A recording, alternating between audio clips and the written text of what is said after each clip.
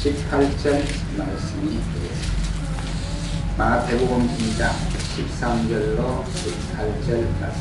우리 18절 말씀 다같이 한 목소리로 읽고 그렇게 하겠습니다. 신약성경 2페이지가 되겠습니다. 저희가 떠난 후에 주의 사자가 요셉에게 경몽하여 가로되 헤롯이 아기를 찾아 죽이려 하니 일어나 아기와 그의 모친을 데리고 애국으로 피하여 내가 내게 이르기까지 거기 있으라 하시니 요셉이 일어나서 밤에 아기와 그의 모친을 데리고 애국으로 떠나가 헤롯이 죽기까지 거기 있었으니 이는 주께서 선지자로 말씀하신 바 애굽에서 내 아들을 불렀다함을 이루려 함이니라. 이에 헤롯이 박사들에게 쏘은 줄을 알고 심히 노하여 사람을 보내어 베들레헴과 그 모든 지경 안에 있는 산의 아이를 박사들에게 자세히 알아본 그때를 표준하여 2살부터 그 아래로 다 죽이니 이에 선지자 에레미야로 말씀하신 바 다같이 읽습니다. 라마에서 슬퍼하며 크게 통곡하는 소리가 들리니 라헬이 그 자식을 위하여 애곡하는 것이라. 그가 자식이 없으므로 위로받기를 거절하였도다 함이 이루어졌느니라. 아멘. 찬양대 찬양으로 영광을 돌리겠습니다.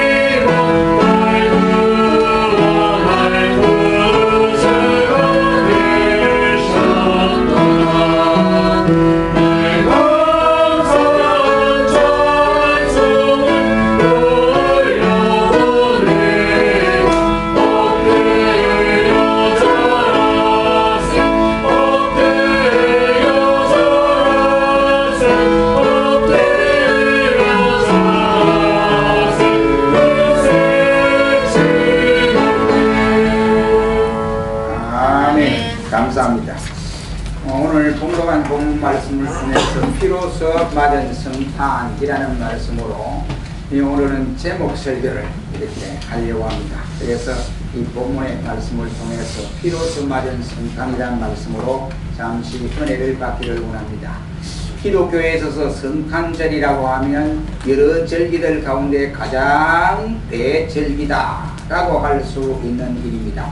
그중에 인류의 최대의 희망이요 소망의 날이 바로 이 성탄절이고 기쁨의 날이 바로 이 성탄절이라고 할 수 있습니다. 그래서 말라기 선지자는 이 주님의 탄생에 대해서 애언하여 말하기를 이날을 가리켜서 어려운 해가 바로 동에서 뜨는 아침이요 그리고 치유하시는 광선이 힘있게 비치는 것이다 라고 주님의 성탄을 미리 내다보고 이와 같이 예찬하는 모습을 볼 수가 있습니다. 십자가와 죽음도 대단히 중요하고 부활도 대단히 중요한 사건입니다. 그러나 우리에게 기독교에 있어서 이와 같이 십자가나 부활이 없다면 기독교가 무너질 수밖에 없지만 그러나 그것도 중요하지만 인류의 최대의 축복이 뭐냐? 바로 예수님이 하늘 보좌를 부려두시고 낮고 찬한 이 땅에 마리아의 몸을 빌려서 태어났다 하는 것입니다.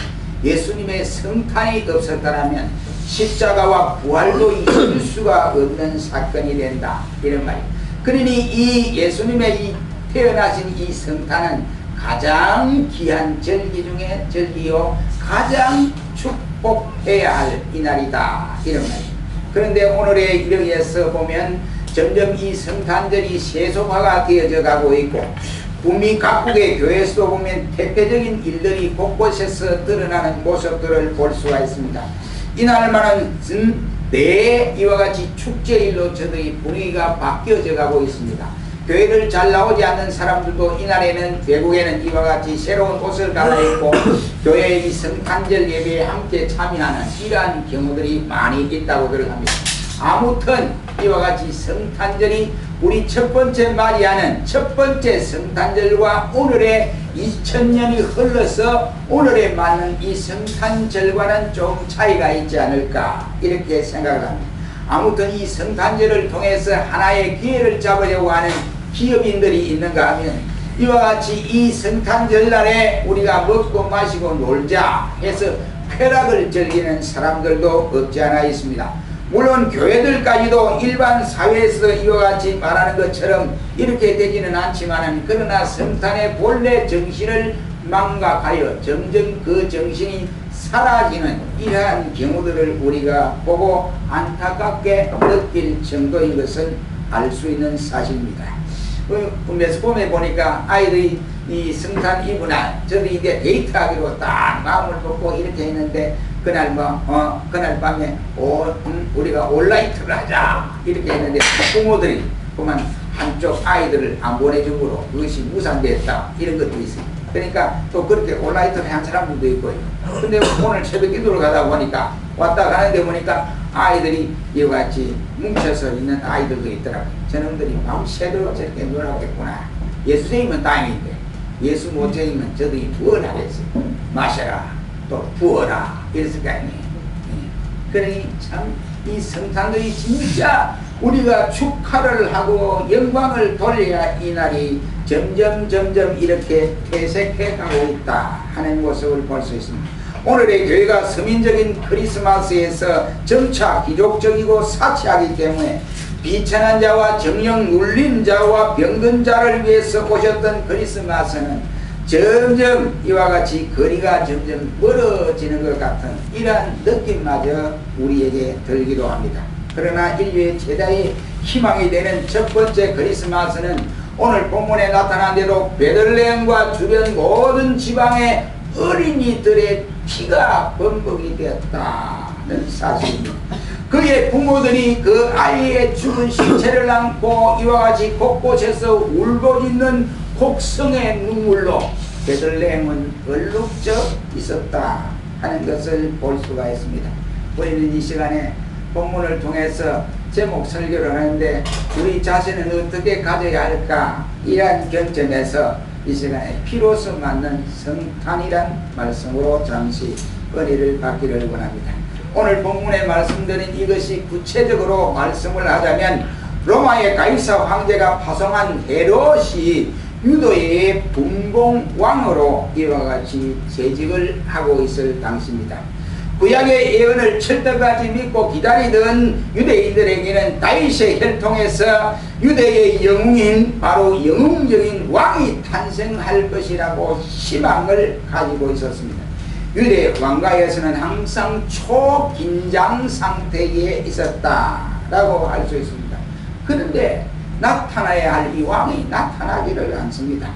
그러던 차에 저 동방에서 별을 보고 찾아왔던 점술 연구를 하던 바로 박사 세 사람이 이 별의 이동 과정을 따라 왔습니다. 그래서 예루살렘까지 왔는데 갑자기 그 별이 없어져 버렸습니다.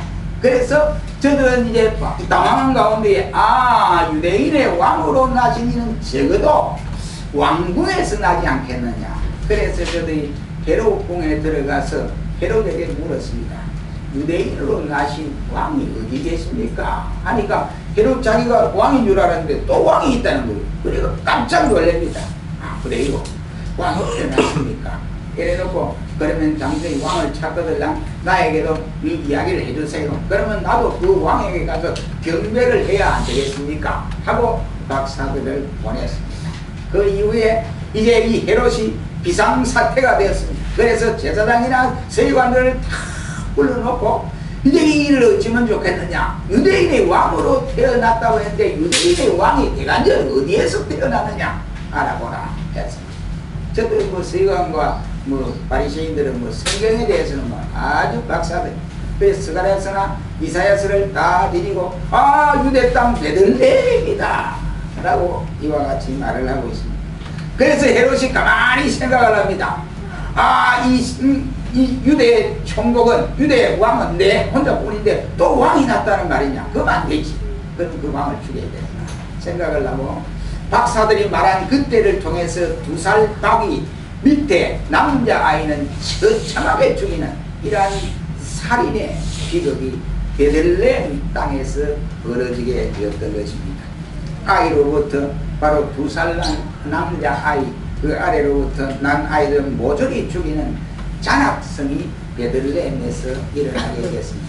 그때 2살 아래의 아이들은 희생의 제물이 되었습니다. 베들레헴과 그 주변은 아이들의 피로서 완전히 물들어 버리고 말았고 그 베들레헴의 시가지는 곳곳마다 가는 곳마다 통성이 울려 퍼지게 되었습니다. 다시 말하여 저들은 그리스도를 위하여 핍박을 받아서 이와 같이 희생을 당했다 이 말입니다. 그리스도를 위하여 무수한 아이들이 피를 흘렸던 것입니다. 참으로 베들레헴은 축복의 땅이었다 라고 할 수 있습니다. 미가 선지자는 유대 땅 베들레헴아 너는 유대 고을 중에서 가장 적지 아니하도다. 내게서 한 다스리는 자가 나와서 내 백성 이스라엘을 목자가 되리라 라고 이 예언한 대로 이 베들레헴에 축복받은 사람들이 베들레헴 그 시가지 속에 살고 있습니다. 그러나 저들이 더 큰 축복을 받기 위해서는 모두가 그리스도를 영접해야 되고 또 그리스도를 영접하기 위해서는 피를 흘리지 않을 수가 없습니다. 기독교의 역사는 한마디로 말하면 피의 역사다 이렇게 표현할 수 있습니다. 첫 번째 맞이하는 크리스마스로부터 십자가에서 죽으실 때까지 그리고 주님의 죽으심에서부터 오늘날에까지 수많은 성도들이 기독교라고 하는 예수 믿는 예수제이라고 하는 이 바탕 위에서 수없이도 피를 흘려야 했습니다. 자유라는 나무는 피를 먹어야 산다는 말과 같이 기독교는 피를 빨아먹고 자란 종교라고 할 수 있습니다. 그래서 주기철 목사님은 그리스도에게 가는 길은 눈물 없이 못 가는 길이요 또한 피 없이는 못 가는 길이다 라고 노래를 했고 배고파도 이 길을 가야 되고 죽더라도 이 길을 가야 한다 라고 그런 노래를 지어서 많은 한국의 성도들의 가슴을 울리게 했던 것입니다. 이처럼 바로 이와 같이 피 없이는 갈 수 없는 이 길이 우리 기독교다 이 말. 이스라엘 백성들이 애굽에서 출애굽을 하던 그날 밤에도 자유를 얻기 위해서는 이 피의 역사가 일어났습니다. 저들이 죽는 대신에 저들이 죽이는 대신에 양들이 피를 흘려서 문설주의 발음으로 이 역사가 진행이 됐습니다. 그래서 그것을 일러서 우리는 유월절 행사, 빛 뿌리는 행사라고 규정을 하고 있습니다. 그리고 그리스도가 이 세상에 오신 날을 기점으로 해서 2살 아래의 귀한 생명들이 다 피를 흘리고 있음을 본문에서 볼 수 있습니다. 그리스도는 전 인류와 구세주가 되기 위해서 십자가 상에서 피를 다 흘려주셨습니다. 물까지도 다 쏟아주셨다라고 했습니다. 그리스도의 나라를 확장하고 그리스도를 온 세상의 구주로 모셔드리기 위해서는 야고보가 피를 흘려야 했고 스데반 집사의 희생 순교가 있었으며 순교의 제물이 되기도 했습니다. 유대인의 종교가 세계적인 대종교로 발전하기 위해서는 바울이 바로 잠을 안 자고 먹지도 못하고 매를 수십 번 맞고 어려움을 겪는 이러한 일들도 있었습니다. 결국은 순교라고 하는 제물로 피를 흘려야 했습니다. 폴리갑이 이와 같이 이 불에 타서 죽어야 했고 구라파의 기독교를 든든하게 하기 위해서는 네로 황제의 잔해한 이러한 단칼에 수십만의 성도들이 죽어가기도 했습니다. 성도들이 피를 흘려야 했습니다. 그리고 파리나 모스크바 등지에서 수백만의 신도들이 희생을 당해야 했습니다. 한국의 기독교 초석을 놓기 위해서 대원군의 칼에 이와 같이 죽어나갔던 신자들도 있었습니다. 물론 그때는 천주교 신자들이 태반이었죠. 대동강변에서 토마스 목사가 피를 흘려야 했습니다. 그래서 예수님께서는 자기 십자가를 지고 나를 따르지 아니한 자는 내게 합당하지 아니하다 라고 말씀을 합니다. 동방박사들도 막대한 시간과 노력과 물질을 희생하여만 성탄에 축하할 수가 있었고 또 양을 치는 목자들도 잠을 자지 아니하고 그 소식을 들어야 하는 그러한 희생의 삶을 살았습니다. 우리는 지금 그리스도의 탄생을 축하하기 위해서 마음으로 몸으로 다 이 시간 예수님께 바쳐지기를 소원하고 있습니다. 순교의 정신이 없고 희생의 정신이 아니고서는 우리가 이 성탄을 맞을 마음이 잘못됐다라고 생각합니다. 물질의 희생을 따라야 되고 그리스도를 기쁘게 그렇게 행할 수가 있습니다. 시간의 희생이 따라야만 예수님을 기쁘게 할 수가 있습니다. 우리의 노력으로 몸에 이와 같이 희생에 있어야 됩니다. 잠을 못 자고 먹지 못하고 준비할 때 더더욱 이와 같이 은혜가 되어진다 이런 말입니다. 주님 탄생 이날을 축하하기 위해서 철야를 하고 그 전날 거뜬히 일어날 수 있는 것은 그 축하에 우리가 기쁘고 즐겁고 감사하는 일이기 때문에 그렇습니다. 근데 만약 그 일을 그래 하지 아니하고 노동을 시킨다고 하면 누가 그렇게 기쁘게 이와 같이 일어날 수가 있겠습니까? 잠을 안 자고 이렇게 행할 수가 있겠습니까? 모두가 그리스도를 영접하기 위해서는 그러면 어떻게 해야 되느냐? 내가 죽어야 한다 이런 말입니다. 우리의 옛사람이 죽어야 합니다. 우리의 혈기도 죽어야 됩니다. 우리의 교만도 죽어야 합니다. 그리고 세상에 붙은 욕심과 정욕도 그리스도의 십자가에 완전히 못을 박아 죽여야 됩니다. 우리가 순교를 당해야 된다 이 말입니다. 윤리 역사상 고귀한 진리가 모든 사람들의 것이 되기 위해서는 많은 희생이 따라야만 했습니다. 더 많고 엄청난 희생을 치르고서야 모든 사람의 희망이 되고 또 복지가 되었던 것입니다. 피흘림이 없는 성탄, 이것은 존재할 수가 없는 것처럼 순교의 정신이 없는 캐롤, 십자가 없는 봉사, 십자가 없는 구제, 피 없는 헌금이 그리스도를 어떻게 기쁘게 할 수가 있겠습니까? 그리고 당시 베들레헴 사람들 중에 2살 이하로 태어난 아이들이 가진 부모들 한번 생각을 해보십시오. 철모를 자식을 잊어버린 부모들의 그 비극을 우리가 한번 생각해 보라고. 자기의 생명과 같은 어린 아이들이 잃어버렸을 때 그냥 자기가 보는 앞에서 이와 같이 칼로 때는 창으로 찔림을 받고 피를 흘려서 죽어가는 자식을 보는 이와 같은 부모의 심정, 그리고 베들레헴 온 동네는 통곡의 소리로 진동을 했습니다. 그러나 온 세상과 자기들의 희망이 되는 성탄을 영접하기 위해서는 바로 어리고 귀한 이 아들을 내어놓지 아니하면 안 되는 베들레헴의 정황이었습니다.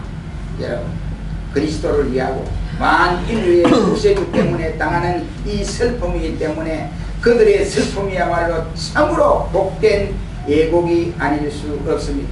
그래서 에레미야는 예언을 하는데 그 예언 성취가 이루어지는 모습이 오늘 본문 18절의 내용에 담겨져 있습니다. 우리 이 시간에 18절 말씀 다같이 한 번 더 읽겠습니다. 시작. 라마에서 슬퍼하며 그의 애곡하는 소리가 들리니 라헬이 그 자식을 위하여 애곡하는 것이라. 그가 자식이 없으므로 위로받기를 거절하였도다. 이루어졌느니라. 아멘. 이 말씀이 무슨 말씀입니까? 이것은 다른 것이 아니라 바로 저들 자식을 잃어버린 슬픔이 얼마나 컸던지 사람들이 와서 위로를 해줘도 그 위로 가지고 안 되더라, 이런 말씀이 되겠습니다. 그러니 자식을 잃은 공허함을 채울 수가 없어서 거절하면서 통곡만 했다, 이란 말이 되겠습니다. 이 억울한 울음소리가 온 베들레헴 골 안에서 메아리쳤습니다. 그들의 슬픔을 무엇으로 메꿀 수가 있겠습니까?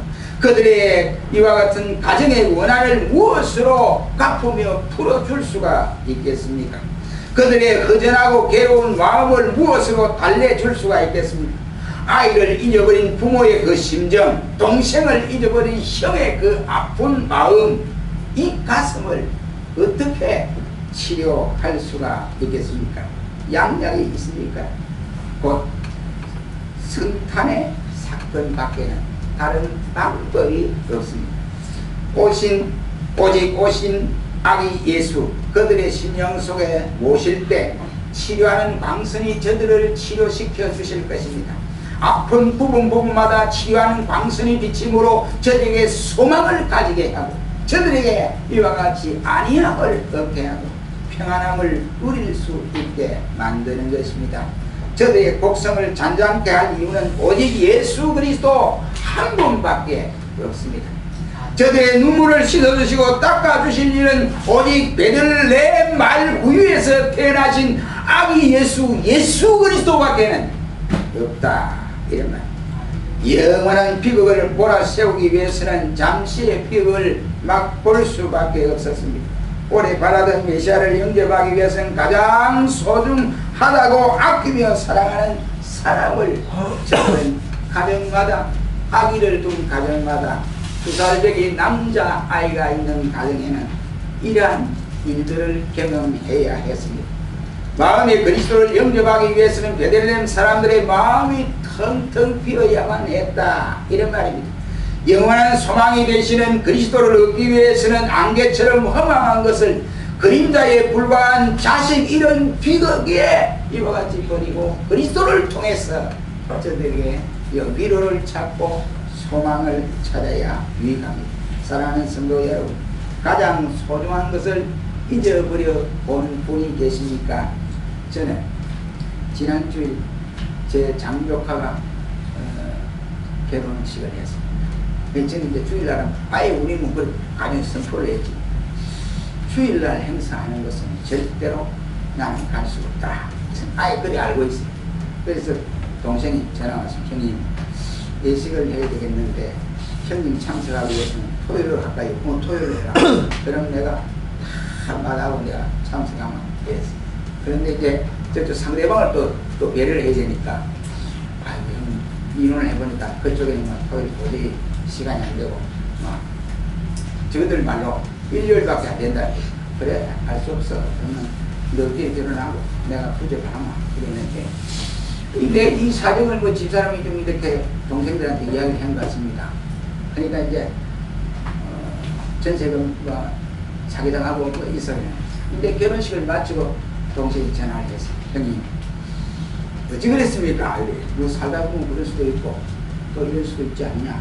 그랬더니 이 동생들이 나를 눈물을 흘리게 만들더라고요.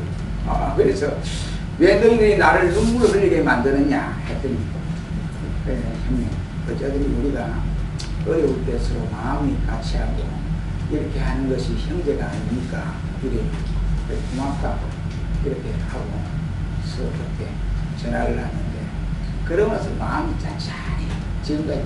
그런데 이 저녁 12시 내가 저는 스모사님 궁금해가 전화를 했습니다. 이 상황이 봤는데 아직은 괜찮습니다.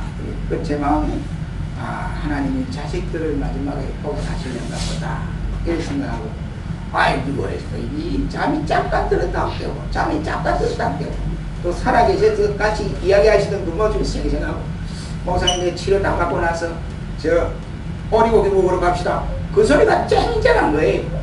이 잠이 오나요? 누워서 잠지가 있다고 이렇더라고요. 근데 여러분 보세요. 우리 주위에 있는 사랑하는 사람, 내 귀한 사람이 내 곁을 떠나버렸을 때 이렇게 고통을 우리가 당하지 않습니까? 그러나 우리에게는 소망이 있습니다. 소망이 없는 자가 아니거든요. 소망이 있거든요. 그 당시 베들레헴으로 우리가 한번 거슬러 올라가 봅시다. 그들의 이와 같이 그 아픔, 그 괴로움은 이루 말할 수 없습니다. 정말로 그때 그 일은 참기 어려운 일이라고 할 수 있습니다. 그렇다면 우리 역시도 마찬가지입니다. 가장 소중한 것을 잊어버렸을 때 여러분 심정이 어떻던가요? 때로는 사랑하는 애인을 잊어버린 분이 있습니까? 때로는 남편을 잊어버린 분이 있습니까? 아내를 잊어버린 분이 있습니까? 아니면 물질을 잊어버린 분이 있습니까? 그보다 더 귀한 것들을 내가 소중히 여기고 보관했던 것을 잊어버린 분들이 있습니까? 그래야면 라마의 곡성이 끝나듯이 베들레헴의 슬픔이 변하여서 영원한 소망, 기쁨이 되는 방법이 예수님밖에 없습니다. 예수님을 우리가 마음껏 모시고 예수님의 영광을 위해서 살아가고 그분의 주시는 위로를 받는 길만이 우리가 온전한 길이다, 이런 말. 그러므로 만복의 근원이 되시는 그리스도를 내 마음에 항상 모시고 사시기를 축원합니다. 예수님이 내 곁을 떠나버린다, 성령이 나와 함께 하지 않는다, 그것은 예수대의가 아니고 불신자보다 더 악한 사람입니다. 왜? 그 속에는 마귀가 들어가고, 사울을 보십시오. 하나님의 성령이 그 마음 가운데 떠나가자마자 뭐가 들어갔습니까? 악신이 들어가니까 자기 사위 다윗을 죽이려고 안달을 하는, 정말 사람으로서 행할 수 없는 일들을 행했지 않습니까? 이 성탄은 우리 모두 인류에게 부담없이 예수님을 믿어서 제사함을 받고 하나님께 나가는 길을 털어주는 날이라고 하겠습니다. 그러면서도 나신 그리스도를 영화롭게 하며 인류의 구원을 완성하기 위해서 베들레헴 사람들은 어린 아이로부터 어른에 이르기까지 막대한 희생의 대가를 지불해야만 했습니다. 아이들은 피를 흘려야 했고 어른들은 그 아픈 가슴을 쓰라리면서 그 자식을 제물로 바쳐야 했습니다. 이렇게 성탄의 사건을 이해하고 있던 성 니콜라스는 바로 자기의 돈을 털어서 착한 어린아이들에게 성탄절만 되면 다니면서 상을 주는 운동을 전개하고 있었습니다. 성 프랜시스는 부자였습니다. 그 부자였는데 자기 재산을 다 팔아서 가난한 자 부재의 길에 나섰습니다. 헨델은 그가 병드는 몸으로 이와 같이 먹기도 힘들고 허기진 배를 이와 같이 뜯으면서 메시아의 대곡을 완성했습니다. 자신을 위하거나 누구를 위함이 아니고 그리스도를 위한 이러한 성탄이었다 라고 하는 사실입니다. 희생에 우리 정신으로 준비하고 희생으로 우리가 주님을 내 마음 가운데 늘 영접해서 사는, 그래서 그리스도인이 가야 할 길, 그리스도인이 행해야 할 길을 이 성탄을 통해서 다시 한번 인식하면서 감당하는 우리 모두가 되시기를 주님의 이름으로 축원합니다. 기도하겠습니다. 전능하신 하나님,